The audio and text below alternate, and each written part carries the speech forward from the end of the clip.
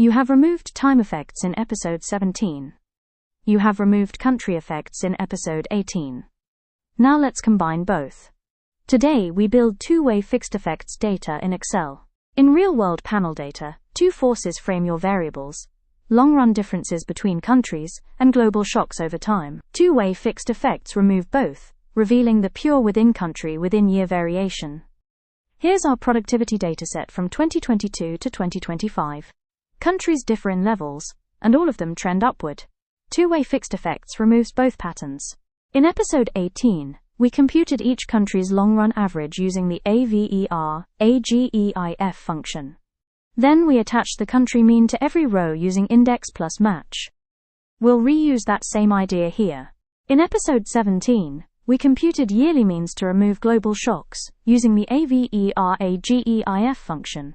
Then we attached the year mean to every row using index plus match. We'll reuse that same idea here. The two-way fixed effects transformation removes both effects at once. We subtract the country effect, subtract the time effect, and add back the overall productivity mean to keep the scale consistent.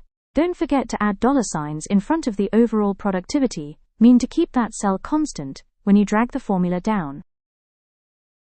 And these are our two-way fixed effects values. These transformed values show how each observation deviates from both its country's structural level and the global shock of its year. This is the variation used by two-way fixed effects regressions. Two-way fixed effects are the backbone of modern empirical research. They remove structural differences and global shocks, leaving only the variation that can identify causal relationships. You've just built two-way fixed effects data in Excel, the same transformation used in modern econometrics. Thank you for watching the video. Please like if you found it helpful.